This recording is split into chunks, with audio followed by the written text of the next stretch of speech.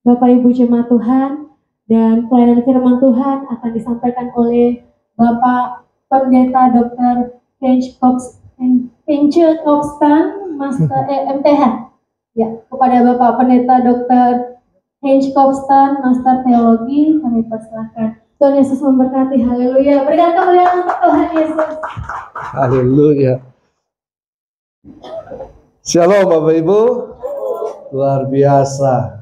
Ya memang nama saya selalu susah untuk disebutkan.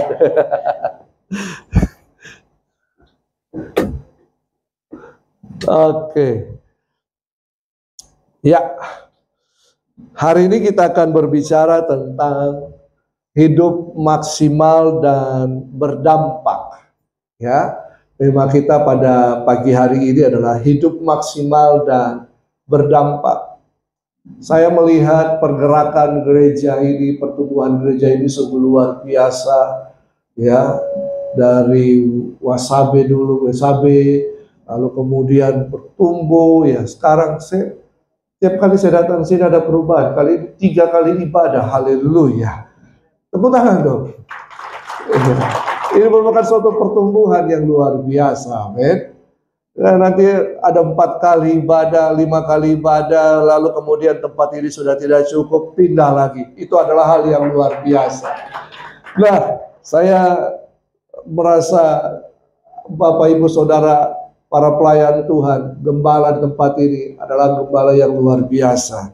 Karena itu mari gereja yang bertumbuh harus maksimal dan berdampak. Tapi dimulai dari mana? Dari jemaatnya. Amin. Jemaat, para pelayan, semuanya harus memaksimalkan hidupnya. Harus memaksimalkan apa yang kita punya. Talenta, potensi, semuanya. Karunia harus dikeluarkan. Nah, Tuhan mau seperti itu. Oleh karena itu pada pagi hari ini kita akan belajar dari seorang pribadi yang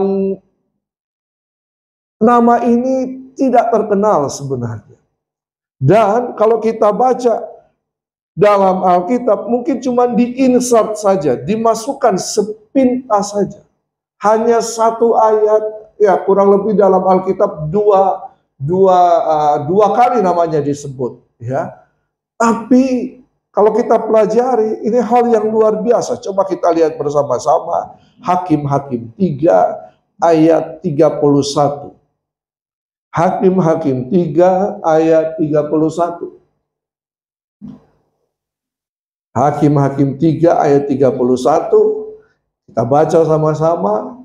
Sesudah dia, bangkitlah Samgar bin Anat. Ia menewaskan orang Filistin dengan tongkat penghalau lembu, 600 orang banyaknya. Demikianlah ia juga menyelamatkan orang Israel. Sesudah siapa ini? Sesudah Ehud. Ehud adalah hakim di Israel yang memerintah kurang lebih 80 tahun. Panjang. Lalu kemudian tiba-tiba muncul ayat ini. Hanya 1 ayat ini. Ya, 1 yang berkata, sesudah Ehud, bangkitlah Samgar bin Anat. Ia menewaskan orang Filistin dengan tongkat lembu, tongkat penghalau lembu. 600 orang banyaknya. Demikianlah ia juga menyelamatkan orang Israel. Setelah itu tidak ada. Nanti di pasal 5, Deborah baru mention kembali namanya. Ya, bahwa pada zaman Samgar bin Anat ini tidak ada kafilah. Orang semua berjalan bukan di jalan utama. Mereka masuk cari jalan tikus. Kenapa? Karena jalur besar itu dikuasai oleh Filistin. Ya, cuman itu.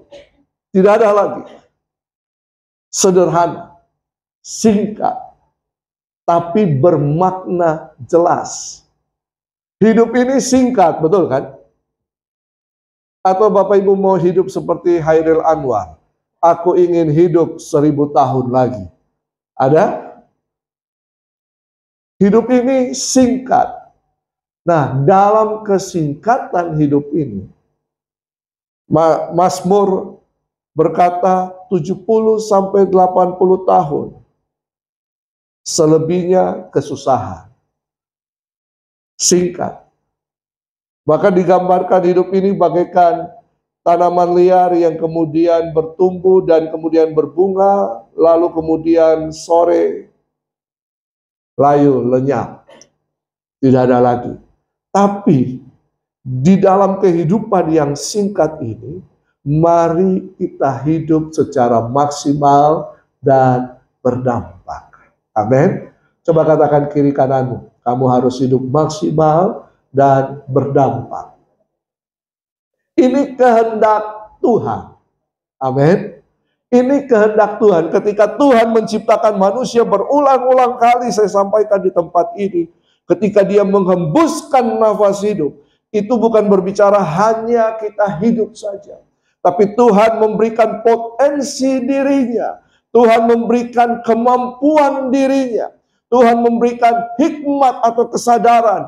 Tuhan memberikan karunia-karunia. Amin. Berarti di dalam kita, dalam saya Bapak Ibu Saudara, ini ada modal awal yang bisa kita keluarkan. Makanya ada perumpamaan, 1 talenta, 2 talenta, 5 talenta. Nilai 1 talenta itu besar, bukan kecil. Itu besar. Jadi Tuhan memberikan kepada kita talenta, potensi, itu besar. Dan itu harus dimaksimalkan, berdampak. Nah, slide berikutnya. Kita belajar dari kehidupan Samgar bin Anat. Samgar anak Anat. Siapakah Anat ini? Anat ini adalah orang Kanaan ketika itu terjadi pendudukan di tanah Kanaan. Keluarga ini tidak dibinasakan, tapi kemudian dijadikan budak. Ya, makanya Alkitab tidak mencatat secara mendetail kehidupan Samgar. Tetapi kisah kehidupan Samgar menunjukkan bahwa hidupnya maksimal dan berdampak. Walaupun dia seorang hamba, ya, tetapi dia bisa memaksimalkan kehidupannya. Dan kemudian ketika dia memaksimalkan kehidupannya, dia berdampak orang Israel hidup dalam ketenangan. Samgar bin Anat. Nah, bagaimana kehidupan Samgar bin Anat? Dia bisa memaksimalkan kehidupan atau potensi atau kemampuan yang terbatas. Slide berikutnya. Jadi, Hakim-Hakim 1 ayat 33 di situ memberikan gambaran singkat tentang kehidupan Anat ini. Ya. Nah, jadi ditinjau dari sudut keluarganya, tidak ada artinya. Keluarganya bukan keluarga yang terpandang. Keluarganya bukan keluarga yang mempunyai kekuasaan. Keluarganya keluarga yang biasa-biasa. Keluarganya adalah keluarga budak. Tetapi Samgar tidak melihat latar belakang keluarganya. Ketika orang Filistin datang pada waktu itu, apa yang ada padanya, dia pakai untuk menghalau orang Filistin. Bukan karena keluarga kita hebat, bukan karena keluarga kita terpandang, bukan karena keluarga kita mempunyai kedudukan, latar belakang keluarga kita wah, baru kemudian hidup kita bisa berdampak. Tidak. Tuhan bisa memakai kehidupan kita tanpa memandang latar belakang keluarga kita. Amin. Tuhan bisa pakai saya, Bapak Ibu Saudara, tanpa memandang latar belakang keluarga kita. Siapa kita? Alkitab hanya menyebut bahwa nama bapaknya adalah Anak. Selebihnya tidak ada. Kita tidak bisa belajar dari situ. Tetapi kemudian, siapa engkau dan latar belakang keluargamu tidak akan pernah menghalangi Tuhan untuk menjadikan hidupmu maksimal dan berdampak. Siapa saya? Siapa keluarga saya? Tidak menghalangi Tuhan untuk bekerja memakai saya untuk menyatakan kemuliaannya. Demikian juga Bapak Ibu Saudara. Saya dari keluarga perintis. Opa saya perintis jalan di daerah kami. Opa saya perintis hiburan di daerah kami. Dia membuat bioskop pada waktu itu. Tetapi kemudian orang tua saya mengalami kebangkrutan. Ya, hidup susah, sederhana.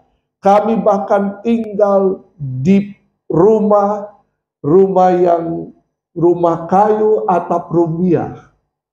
Tahu atap rumbia? Tahu? Ya, dari pohon itu, pohon apa? Ya seperti itulah. Bak mandi kami beralaskan, kamar mandi kami beralaskan papan, bak mandinya drum aspal bekas. Kamar di situ cuma ada 3 kamar. Saya, adik-adik saya, 1 kamar. Jadi ya saya bertiga. Saya bersaudara 4 orang, saya bertiga, jadi saya tidur di lantai, adik-adik saya tidur di tempat tidur bertingkat, ya. Di situ kami, kamar kecil, ya, tidak ada air panas, yang ada air dingin, dan airnya sangat dingin. Ya. Kami hidup. Waktu itu saya kelas 3 SMP menjelang SMA. Saya masuk. Saya terbatas, minder. Sudah kurus, tinggi, langsing, dada rata, kacamata besar, jerawatan batu, tinggal di rumah gamaca. Nih, kalau dilihat, tidak ada masa depan. Ya. Tetapi bukan itu. Ketika kelas 3 SMP saya bertobat. Saya berkata kepada Tuhan, ini hidupku, kuserahkan padamu. Tuhan bisa pakai saya, silakan Tuhan. Ini hidupku. Dari sejak itu, dari kehidupan yang terbatas, saya tidak punya apa-apa di rumah. Orang tua saya bukan orang tua yang kaya, yang bisa membelikan alat musik, yang bisa, ya, kami belajar dari keterbatasan. Kalau saya mau belajar keyboard, saya pinjam dari om saya bawa jalan kaki. Lalu kemudian saya buat gambar, kertas, touch keyboard. Dari situ saya mulai belajar. Dari keterbatasan. Tapi Tuhan tidak melihat itu. Tuhan melihat kemauan kita. Tuhan mau melihat penyerahan kita. Tuhan mau pakai setiap kita. Bukan karena saya hebat, bukan karena kita hebat, maka Tuhan baru mau pakai kita. Tidak. Tapi ketika kita dalam keadaan yang terbatas, siapa keluarga kita ketika kita menyerahkan hidup kita kepada Tuhan, Tuhan akan pakai setiap kita. Amin. Tuhan akan membuat kehidupan kita maksimal dan berdampak. Contohnya Samgar bin Anat. Siapa orang tuanya? Siapa hidupnya? Siapa dia? Dia hanya seorang gembala. Orang tuanya budak. Tapi Tuhan bisa pakai. Bayangkan, satu orang dengan tongkat saja bisa menghalau 600 orang Filistin. Mengalahkan 600 orang Filistin. Siapa Samgar? Dengan kekuatannya, mungkin dia hanya bisa kalahkan 10-20 orang, betul kan? Tetapi ini 600 orang. Siapa Samgar? Siapa keluarganya? Tidak ada yang backup dia. Keluarganya tidak membackup dia. Ya, kadang-kadang kita butuh backup. Kalau ada orang penting yang membackup kita, kita rasanya, ya, apalagi kalau ada yang punya pangkat petinggi, wah, luar biasa, kita kayaknya hidup sebagai orang yang berkuasa. Padahal kita tidak punya apa-apa, betul kan? Ya. Tapi Samgar, ketika dia berserah kepada Tuhan, Tuhan pakai dia. Tuhan pakai dia. Sehingga pada waktu dia ada, satu ayat ini bisa menyatakan bahwa lewat Samgar yang dipakai oleh Tuhan, orang Israel bisa hidup dalam damai. Amin. Bukan orang Israel Samgar. Dia bilang, mengapa Pak? Dia bisa berkata bahwa tidak ada urusanku. Tetapi ketika orang Filistin datang, dia ada yang paling depan. Mengalahkan 600 orang. Jadi bukan karena latar belakang keluarga kita. Yang kedua, Samgar itu hanya seorang gembala. Dia pengembala lembu. Sederhana. Pada waktu itu gembala itu kehidupannya sederhana. Mereka bisa hidup berpindah-pindah dalam jangka waktu tertentu, kemudian baru bisa pulang ke rumah.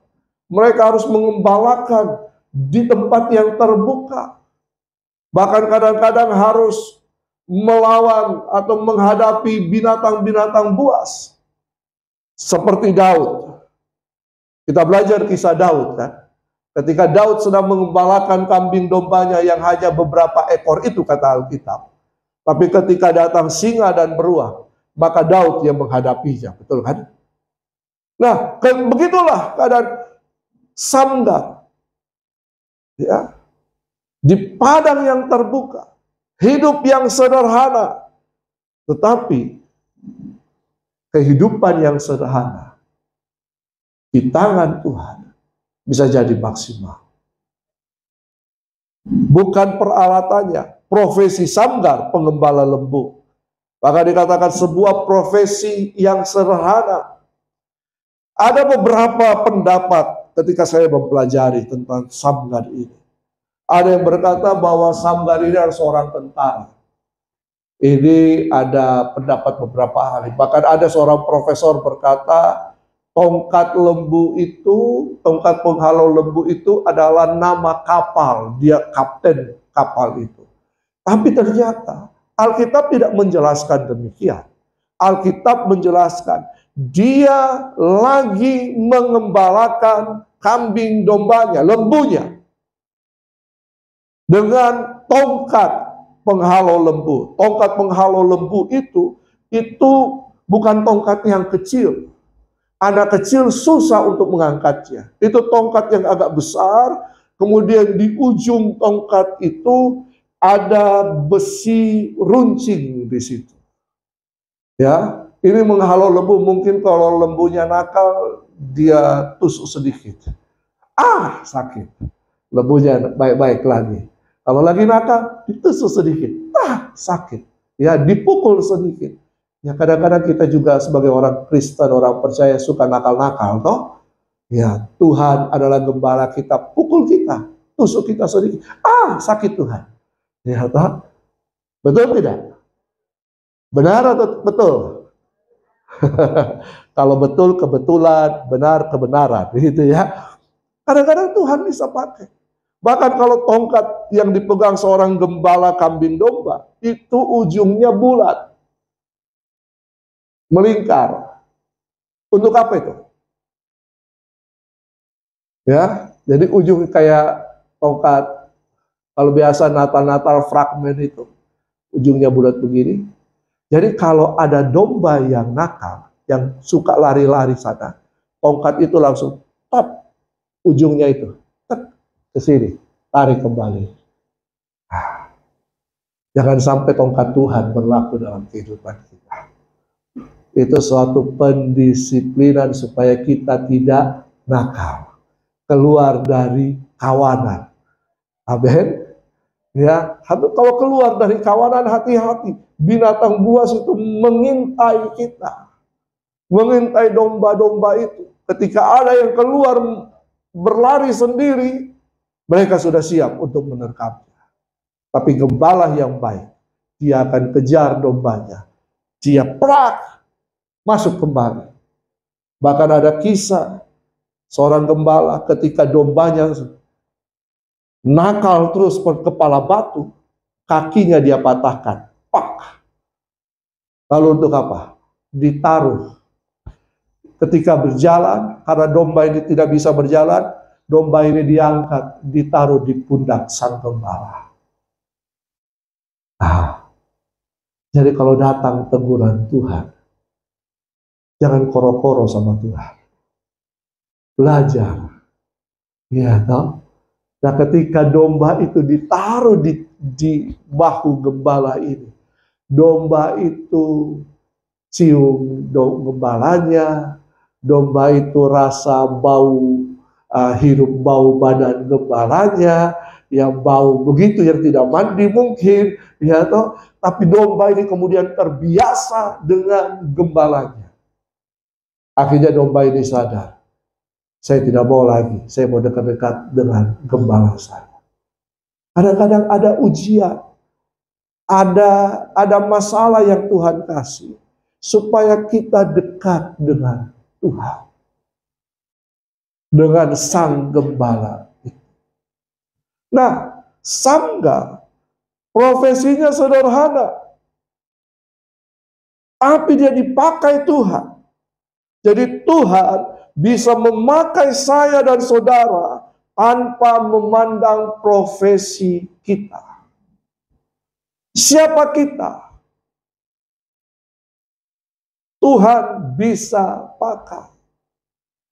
Tuhan bisa pakai ibu rumah tangga. Tuhan bisa pakai mereka mahasiswa-mahasiswi. Tuhan bisa pakai anak-anak sekolah, para pelajar, remaja. Bahkan kisah para rasul berkata, ketika roh Tuhan turun, teruna-teruna akan bernubuat. Betul kan? Remaja-remaja, para pemuda akan mengalami lawatan Tuhan. Kuasa Tuhan bekerja. Orang-orang tua akan mendapatkan mimpi dan penglihatan. Ketika kuasa Tuhan turun dalam kehidupan seseorang. Jadi profesi kita tidak menghalangi Tuhan memakai kehidupan kita. Profesi yang sederhana Tuhan bisa pakai. Apa profesi kita?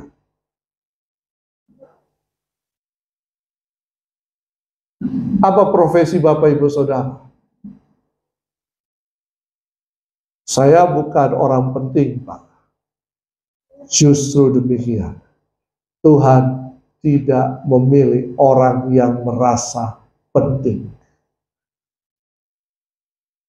Sekali lagi, Tuhan tidak memilih orang yang merasa penting, orang yang merasa hebat, orang yang merasa jago. Tuhan tidak pilih mereka. Tapi Tuhan mau memilih orang yang berkata, saya mau, saya bersedia. Tuhan pakai kita. Mungkin ada orang tua berkata, saya sudah tidak mampu lagi berjalan jauh. Saya sudah lemah, saya sudah sakit-sakitan. Tapi Tuhan bisa pakai. Saya ingat ada kisah revival di Inggris kalau nggak salah. Jadi tiap kali pertemuan begini ada satu cewek anak muda yang kayaknya tidak, hidupnya itu kayak orang terbelakang, orang agak apa istilahnya, bogo-bogo begitu.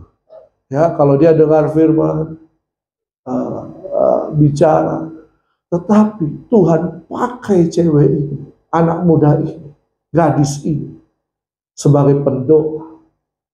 Bayangkan dalam beberapa tahun dia berdoa untuk supaya terjadi revival di kotanya. Melalui anak gadis ini, revival itu terjadi. Itu sekitar tahun 1930-an, 40-an. Tuhan pakai luar biasa. Siapa kita? Siapa keluarga kita? Apa profesi kita? Itu tidak menghalangi Tuhan memakai hidupmu untuk maksimal dan berdampak. Mungkin kau sebagai ibu rumah tangga, tapi ketika engkau mengatakan, Tuhan, saya mau, Tuhan akan memaksimalkan potensi. Ketika engkau ketemu ibu rumah tangga lainnya, lagi cari sayur di penjual sayur. Ya, sekarang penjual sayur canggih-canggih, bawa mobil open cup, sayur di situ. Luar biasa. Ya, dulu Pak Gandeng biasa-biasa. Sekarang ada mobilnya di situ. Kemudian cerita-cerita. Ternyata kalau ibu, walaupun seorang ibu rumah tangga, kalau mau, Tuhan bisa pakai menjadi jawaban bagi masalah ibu-ibu rumah tangga yang lain. Berumah tangga dan yang amin. Jangan gosip di tempat jual sayur. Dia tuh kebanyakan ibu rumah tangga ketemu hanya gosip. Kadang-kadang bukan ibu rumah tangga, orang yang kerja di rumah itu datang, bisa gosip di situ, betul kan? Jangan gosip. Memang gosip itu enak, nih. Ayo. Pembantu rumah tangga pun bisa dipakai Tuhan. Ada banyak kisah. Pembantu rumah tangga dipakai Tuhan untuk apa? Supaya keluarga tuannya bisa mengalami keselamatan. Bahkan saya mendengar kisah seorang pembantu rumah tangga. Kemudian dia bertobat. Dia tinggal di keluarga Kristen, dia bertobat. Ternyata keluarga Kristen ini punya teman, orang bule. Selalu datang berkunjung. Ikut ibadah rukun, ibadah sel group sama-sama. Lambat laun, si bule ini tertarik sama si pembantu rumah tangga ini. Maka menikahlah mereka. Dibawa pergi. Apakah tidak mungkin ini bagi Tuhan? Mungkin. Betul kan? Amin. Siapapun profesi kita, Tuhan bisa pakai kita. Yang ketiga, sanggar bisa memaksimalkan hidupnya dan menjadi dampak. Walaupun fasilitas yang dia punya tidak menunjang. Kita kan seru. Saya mau melayani Tuhan. Tuhan, apa fasilitasnya?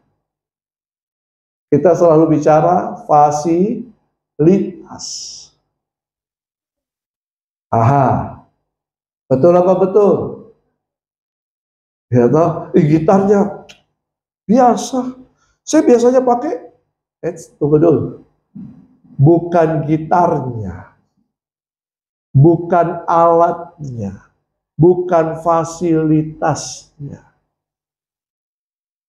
Tongkat penghalau lembu. Nah, Samgar ini berarti pedang. Arti nama Samgar ini pedang. Tapi Samgar cuma punya tongkat penghalau lembu. Dia tidak punya pedang. Karena pada waktu itu semua tidak ada tukang besi di Israel. Semuanya ditawan. Sehingga tidak ada pandai besi di Israel. Tidak ada yang namanya pedang. Tidak ada yang namanya tombak. Tidak ada yang namanya senjata. Samgar cuma punya tongkat penghalau lembu. Yang ujungnya menurut itu pakai besi runcing. Sudah, begitu saja.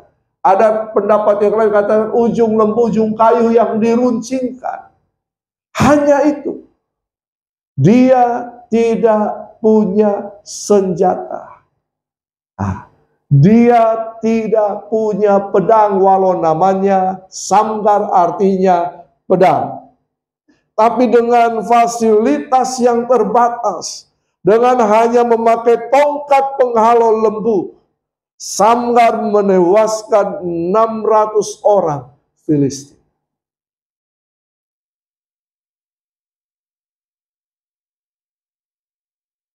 Apa yang ada di tangan? Tuhan tidak cari banyak. Daud menewaskan Goliat hanya dengan apa? Hanya dengan apa? Batu. Kayak katapel. Alih-alih. Coba dia. Batu. Para triwira Daud. Mereka yang luar biasa. Simpson bisa mengalahkan orang Filistin hanya pakai apa?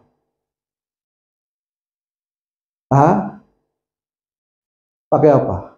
Ini geraham binatang. Dia bisa membunuh begitu banyak orang Filistin. Apa yang ada pada kita? Tuhan, saya tidak mampu Tuhan. Karena saya belum Tuhan. Fasilitas saya sederhana Tuhan. Saya tidak punya kendaraan Tuhan. Fasilitas saya hanya PT-PT Tuhan. Fasilitas saya hanya ojol Tuhan. Fasilitas saya hanya ini. No. Tuhan tidak cari fasilitasmu. Dengan apa yang kau punya, Tuhan bisa pakai kehidupan kita semua. Fasilitas. Bahkan ketika Elia bertemu janda di Sarfat. Janda ini berkata, saya tidak punya apa-apa. Hanya tepung sedikit dan minyak sedikit. Betul? Sedikit saja. Tapi ketika itu diserahkan kepada Tuhan, maka Tuhan memelihara kehidupan janda ini, anak ini, bahkan nabi terpelihara. Apa yang ada pada kita? Jangan melayani karena fasilitas. Jangan ikut Tuhan karena fasilitas. Amin. Apa yang ada padamu? Seharusnya 1 talenta itu berharga. Dan memang benar, orang yang diberikan 1 talenta ini, dia tidak bikin apa-apa pada 1 talenta ini. Tapi apa yang dia lakukan? Dia simpan, betul kan? Dia simpan supaya nilainya tidak berkurang. Tetap demikian, karena dia tahu bahwa Tuhannya akan datang untuk menuntut pertanggungjawaban. Jadi dia bilang, sudah saya simpan ini, saya tidak apa-apain. Nanti kalau rugi, kan saya bahaya. Lebih baik saya simpan saja. Come on. Apakah kita seperti ini? Menyimpan potensi karunia kita. Seperti orang yang diberikan 1 talenta ini. Yang tidak mau rugi. Yang tidak mau dimarahi oleh tuannya. Ternyata dia salah. Ternyata orang yang simpan 1 talenta ini salah di mata tuannya. Walaupun dia memang tidak berkurang. Tapi apa yang mau tuannya lakukan? Akan dia lakukan. Supaya 1 talenta ini bisa dikembangkan. Amin. Apa yang ada pada kita? Apa yang ada padamu? Kemampuan apa? Fasilitas apa? Lihat, di awal tadi saya katakan, saya belajar keyboard dari tidak ada apa-apa. Dari hanya kertas yang kertas folio itu yang saya tempeli gabung-gabung seperti ini. Lalu kemudian saya mulai gambar touch keyboard di situ. Lalu saya mulai belajar di situ. Oh, ini akord A, ini akord B, C, D, E, F, G. Apa lagi? A, B, C. Itu, ini begini, ini. Ketika saya ke gereja, baru kemudian saya praktekkan. Atau saya pinjam keyboard Casio. Itu waktu itu keyboardnya mereknya Casio, ini om punya ini. Saya bawa kurang lebih hampir 1 kilo, saya berjalan pikul keyboard. Pulang sekolah, saya langsung singgah di rumahnya ambil. Sampai di rumah, saya belajar. Saya tidak punya gitar. Ya. Terbatas. Tapi apa yang kita mau Tuhan kerjakan dalam kehidupan kita.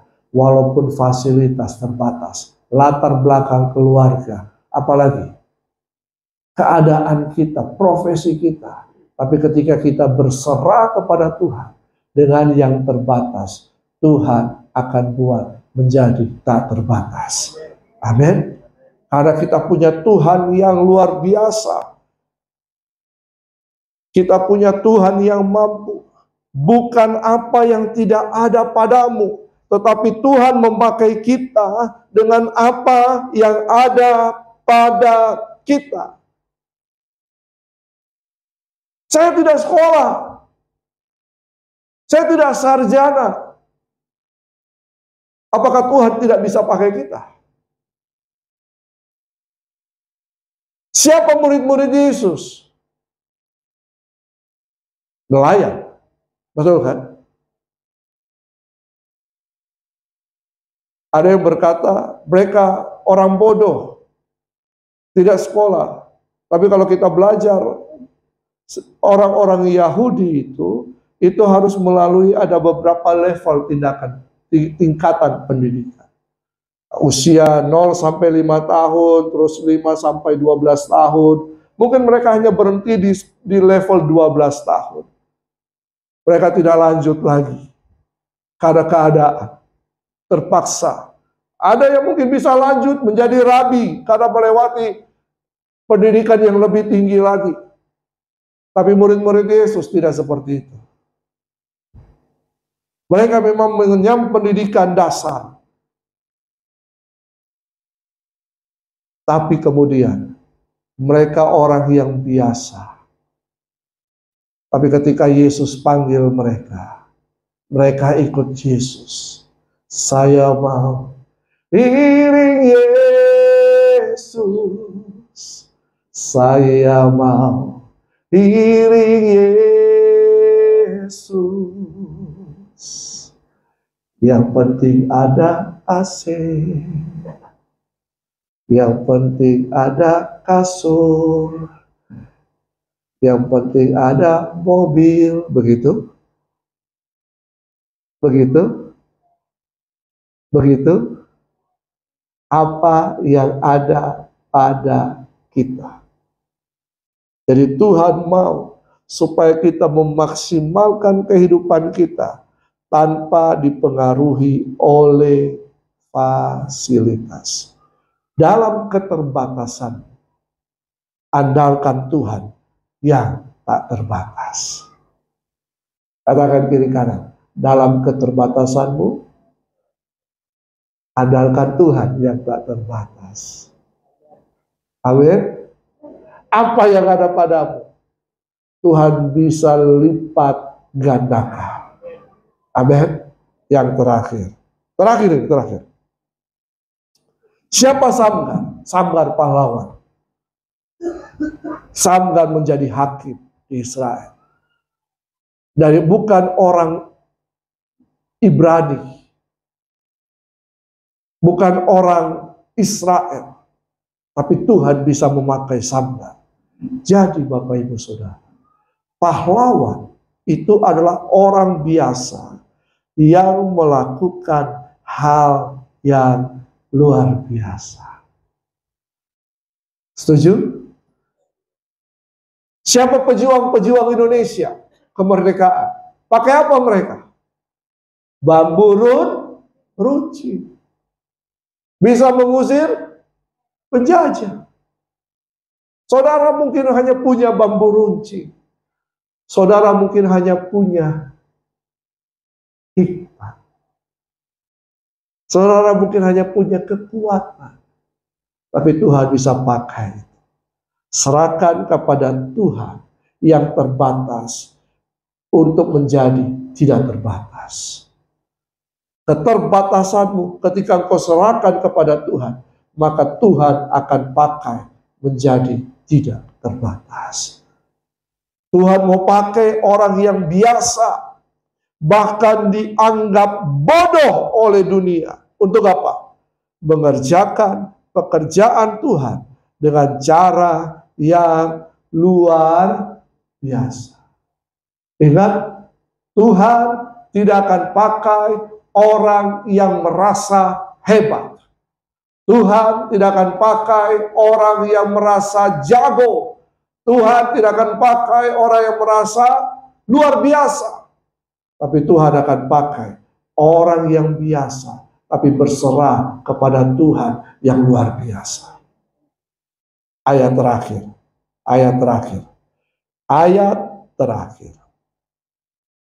1 Korintus 1 ayat 27. Mungkin jemaat ini tidak bisa dibandingkan dengan jemaat yang lain. Tapi Tuhan punya rencana bagi jemaat di tempat ini, bagi gereja ini. Amin. Tuhan bisa mengerjakan hal-hal yang luar biasa. Asal kita mau. 1 Korintus 1 ayat 27. 1 Korintus 1 ayat 27 berkata begini. Kita baca sama-sama. 1, 2, 3. Tetapi apa yang bodoh bagi dunia dipilih Allah untuk memalukan orang-orang yang berhikmat. Dan apa yang lemah bagi dunia dipilih Allah untuk memalukan apa yang kuat. Amin. Saya baca ayat sebelumnya. Ayat 25. Sebab yang bodoh dari Allah lebih besar hikmatnya daripada manusia. Dan yang lemah dari Allah lebih kuat daripada manusia. Ingat saja kata firman Tuhan. Saudara-saudara, bagaimana keadaan kamu ketika kamu dipanggil? Halo? Saya ingat. Saya terbatas. Saya tidak punya kemampuan. Kelas 3 SMP saya bertobat. Baru kemudian Tuhan membuat saya bisa menggali semua potensi-potensi saya. Saya dulunya gagal. Tapi Tuhan bisa tolong saya. Tuhan bisa, yang penting mau dan bersedia. Mau untuk mengerjakan kehendak Tuhan dan bersedia untuk diproses, dibentuk oleh Tuhan. Firman Tuhan katakan, ingat ketika kamu dipanggil. Bagaimana kehidupan kita ketika kita dipanggil Tuhan? Kita percaya Yesus. Oh ya, saya dulu tidak punya apa-apa. Tapi ketika saya percaya Yesus, Tuhan ubahkan hidup saya. Saya dulu tidak tahu. Saya tidak tahu bernyanyi. Tapi Tuhan bisa memampukan saya. Ingat keadaan kita dulu. Sebelum dipanggil oleh Tuhan. Siapa kita? Siapa saya? Siapa Bapak Ibu Saudara? Ingat. Firman Tuhan katakan. Menurut ukuran manusia. Tidak banyak orang yang bijak. Tidak banyak orang yang berpengaruh. Tidak banyak orang yang terpandang. Ingat siapa kita. Menurut orang lain, kita tidak diperhitungkan. Betul? Tidak diperhitungkan. Apa sih GBI Oikumene? Di mana dia? Di mana tempatnya? Oh, di BTP. Tidak diperhitungkan. Tapi firman Tuhan katakan, apa yang tidak diperhitungkan ketika kita berserah kepada Tuhan, ketika kita tersedia bagi Tuhan, Tuhan bisa mengangkat kita. Amin. Ketika engkau ada di tempat kerja, engkau tidak diperhitungkan. Ketika engkau ada di mana saja dan engkau tidak diperhitungkan. Puji Tuhan.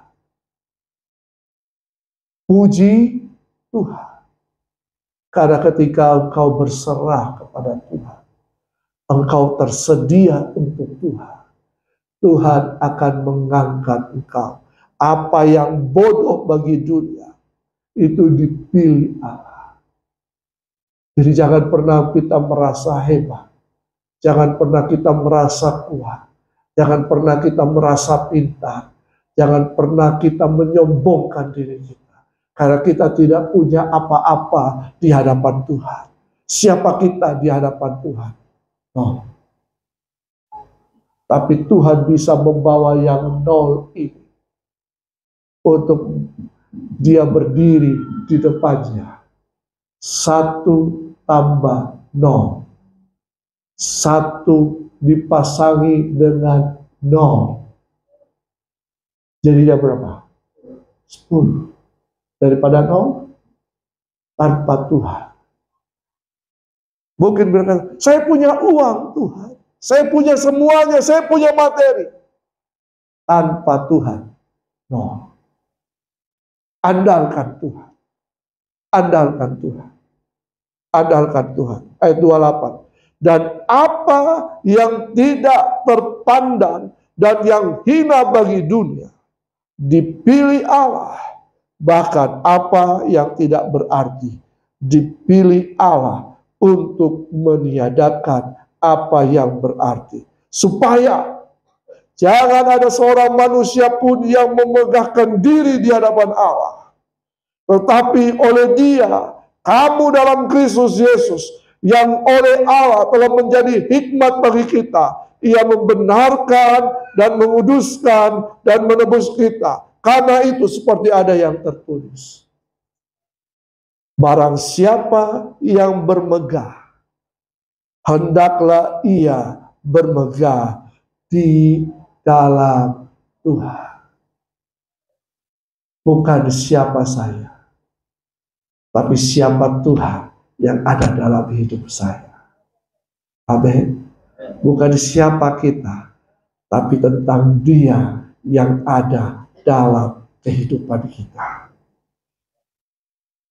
Mari maksimalkan hidupmu dan jadilah berdampak. Tuhan berkati.